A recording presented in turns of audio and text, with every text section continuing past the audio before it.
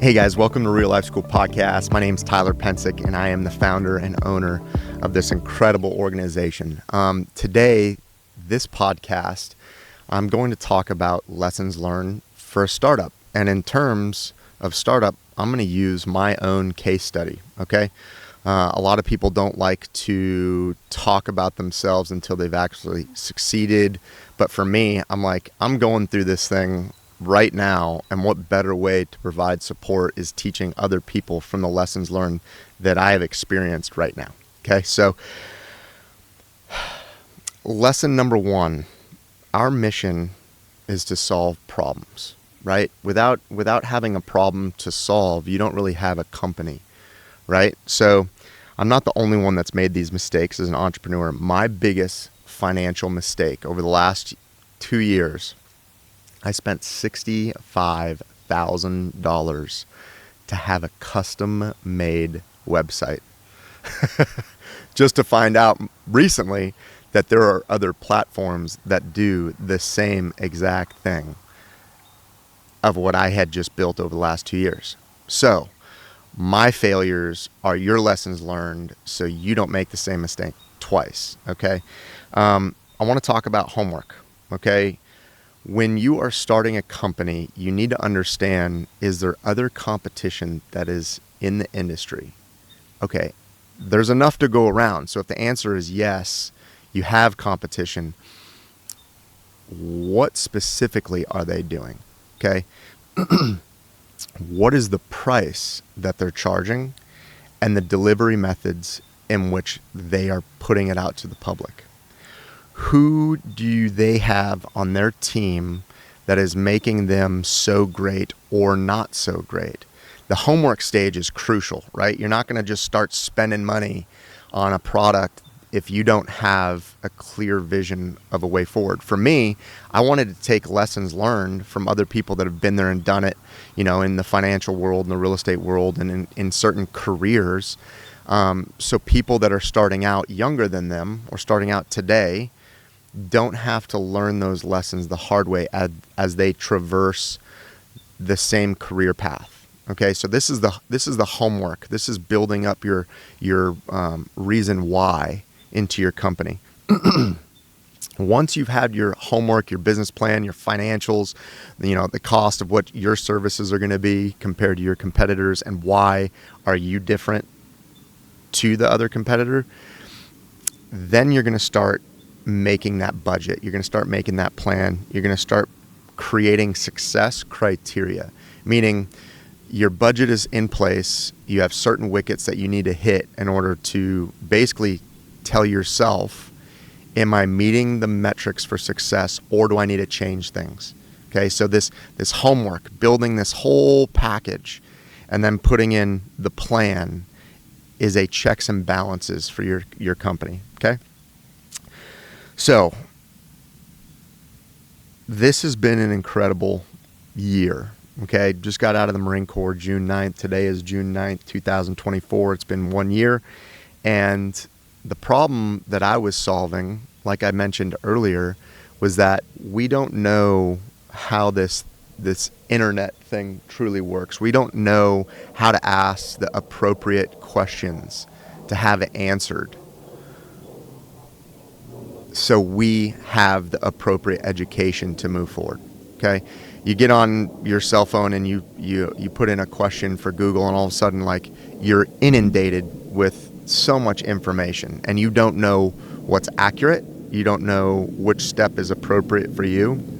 And that's the key to Real Life School, is talking to somebody that's actually been there and done it, that has so much exposure to a potential person 15, 20 years younger than them, so they can kind of forecast and foreshadow the normal issues that typically come with that profession, okay?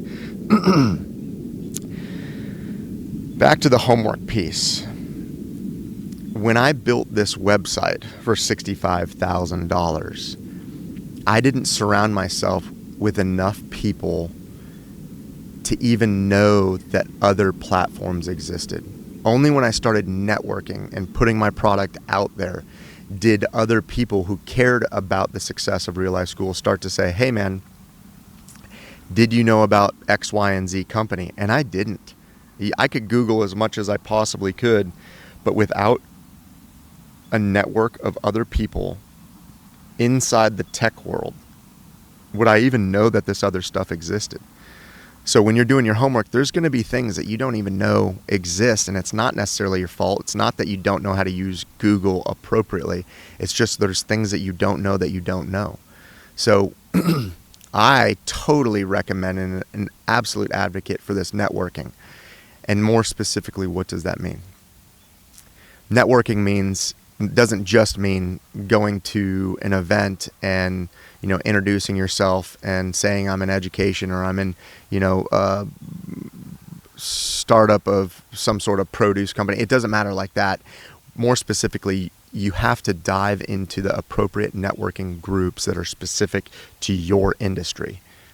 There's enough to go around. So if you're wondering, am I going to spill the beans on competition for somebody that's going to, be in the running for somebody like me in my company? Don't worry about that. You surround yourself with incredible people, even if they are in the same market.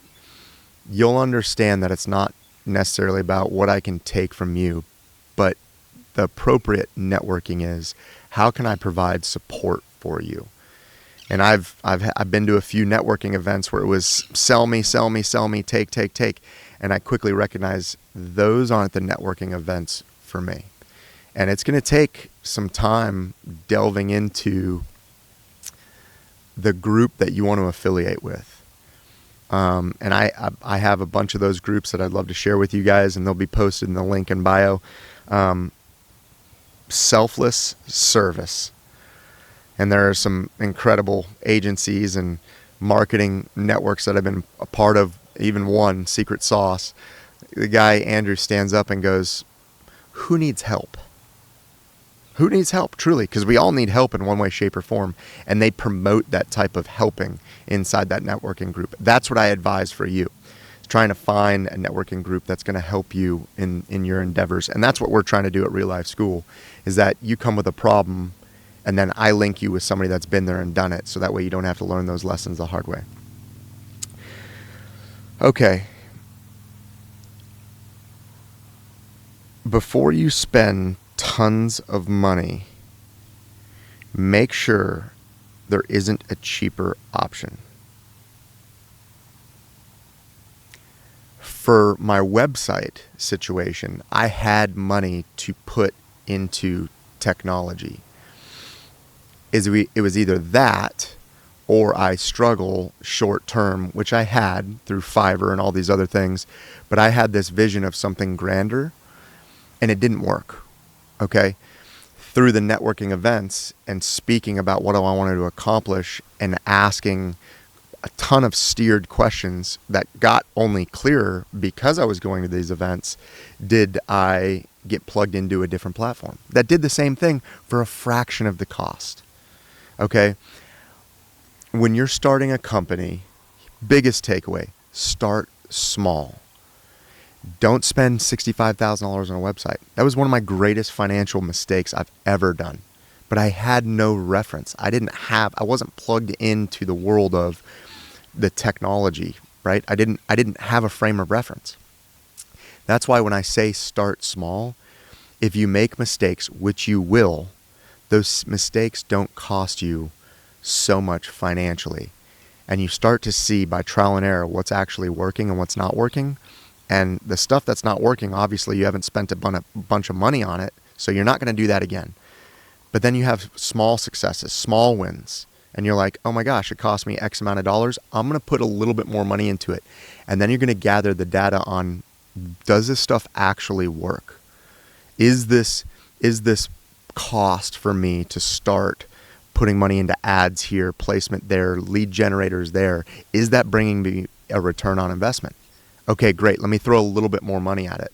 The thing about startups is the more money you have, the more expensive your mistakes up front will cost. That's why everybody says start small.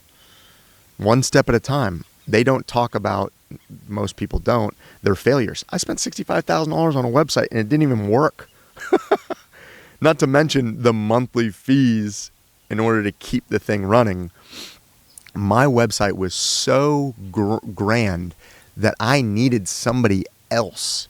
I needed somebody else to help me manage it, to make changes to the website. Therefore, it was a built-in business model for the development company that would maintain my website. And that is expensive. Got to start small. Each mistake won't set you back months when you start small. It's harder to climb your way to success that way, but it's financially more beneficial for you to start small. Okay?